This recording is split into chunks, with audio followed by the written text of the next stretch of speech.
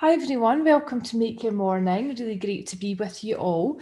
Wanted to chat a little bit about your thought patterns this morning, just to get you thinking, because I think so often we can get stuck in a little bit of a negative spiral in terms of our thoughts. So we've talked a little bit about before kind of the growth and fixed mindset. And I think sometimes when we're in a more fixed mindset in terms of feeling like we can't influence the situation, sometimes there's more likely to be more negative thoughts, or sometimes that kind of victim behaviour around why me.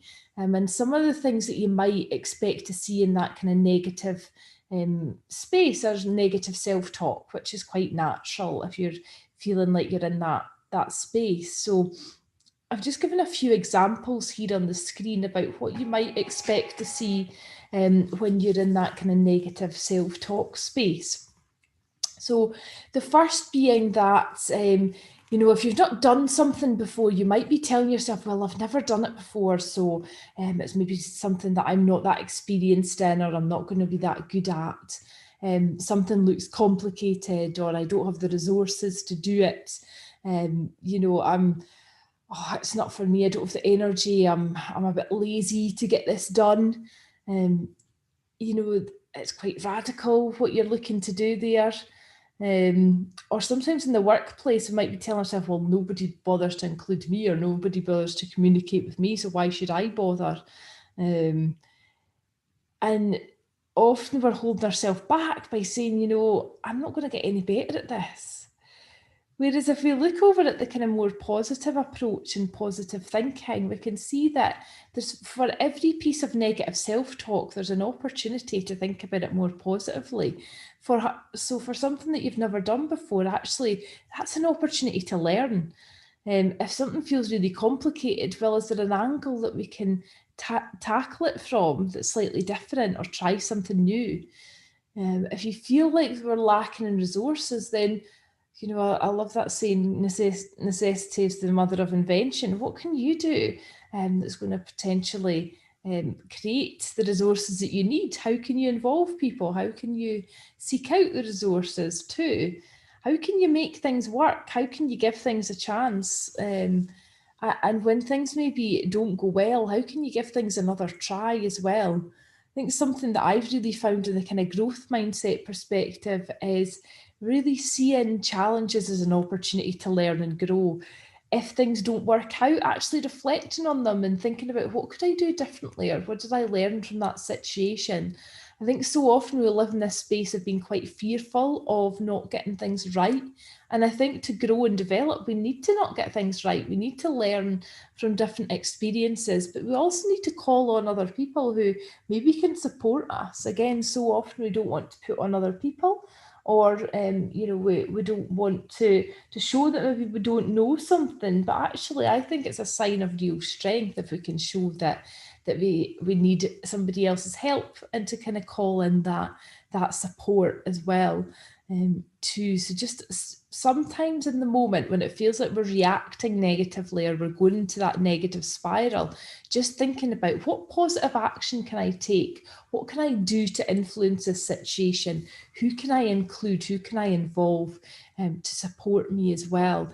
If we're thinking really negatively, some of the questions that I can ask are around, is this true? Will this matter next week, next month, next year? So it's putting it in perspective as well.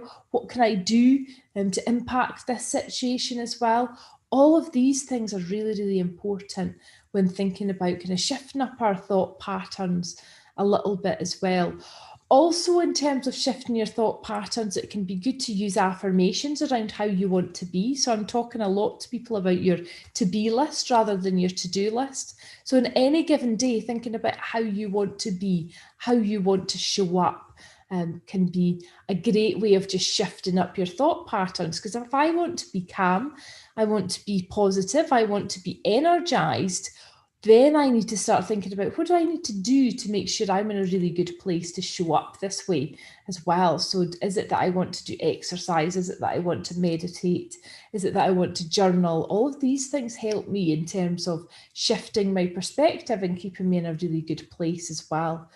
Sometimes too, we like to read different things for a little bit of kind of inspiration as well. So that can be quite good in, shifting up your thought patterns. Researching as well. What have other people done in your situation? Because often you can learn a huge amount from others, as I've mentioned as well. So I'm going to do a quick exercise with you, and it's a exercise that's called Your Thoughts Are Not Necessarily True.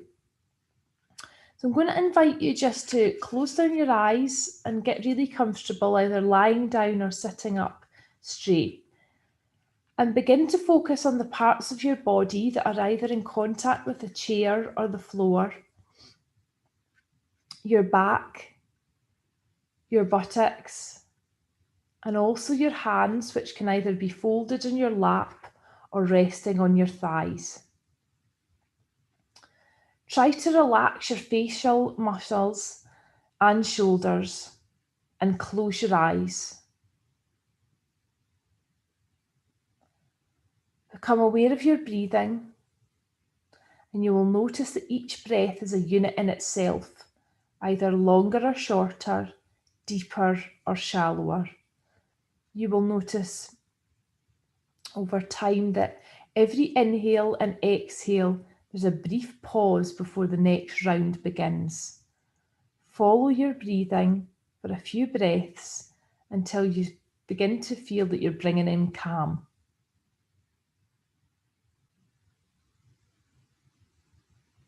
Now turn your attention to your body.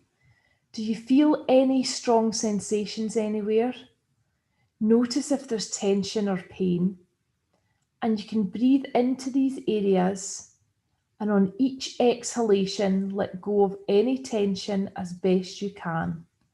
So breathing in calm and exhaling any tension. Breathing in calm and exhaling any tension. Now let's take a conscious look at your thoughts, especially any that trigger unpleasant feelings and bodily sensations. It's important to remember that your aim here is to recognise the thought patterns that hold you back and can sometimes drag you down into a little bit of a black hole. If you imagine, or if you manage to identify a thought pattern, you can make a note of it in your diary once you've finished meditating.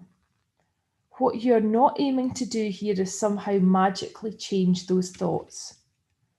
Your attitude is one of keen interest, while at the same time keeping a certain distance to ensure that you're not swept along by what might seem like a raging torrent. There is a technique that meditation practitioners use to allow them to see their thoughts and not let them take control.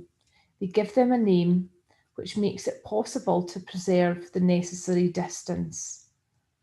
Thoughts can be negative, neutral, or positive, of course, but whichever category they fall into, in this meditation, you will only look at them briefly and give them a name. There's different ways that you can name your thoughts. Some people find following images useful. You see thoughts as clouds in the sky. You can see the labels for your thought patterns written in fluffy writing on these clouds. So do this now. It may be that there's brooding thoughts, daydreams, self-critical thoughts, shopping lists, and so on.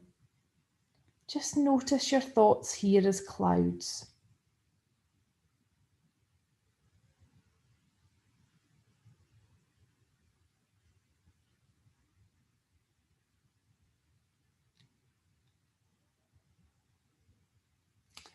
Next, you might see yourself standing on a bridge and looking down at a small river with lots of colourful leaves floating in it. You see your thoughts written on some of these leaves. You can read them and register them, but very soon the leaf has disappeared under the bridge. Notice your thoughts here.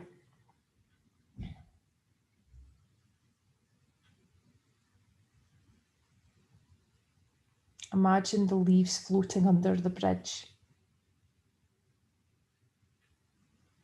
You're standing now on a station platform as a train goes past. You see the carriages, and one of your thoughts is written on each one. You see what they allude to, but you let your thoughts simply pass on by. Stay here for a few moments to notice your thoughts passing on by.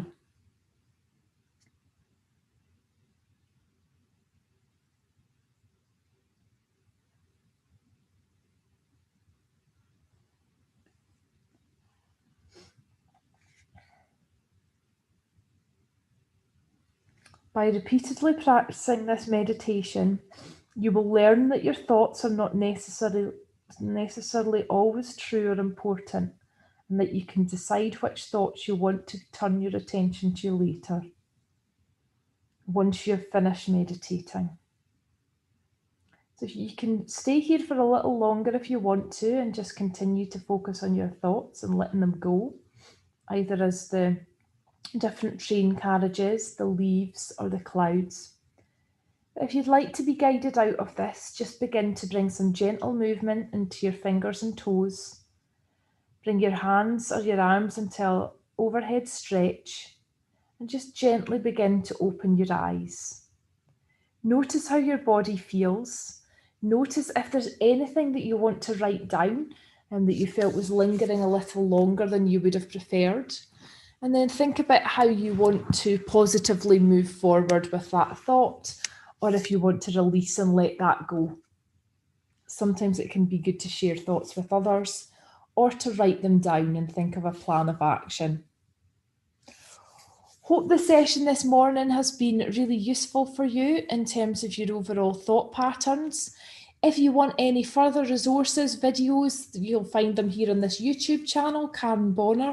Or if you want to go over to my website, karenbonner.com, there's lots of different wellbeing resources and different ideas for you over there. If you're looking for some inspiration around reading, we've got a bookshelf, which is quite interesting, and some specific recommendations from people.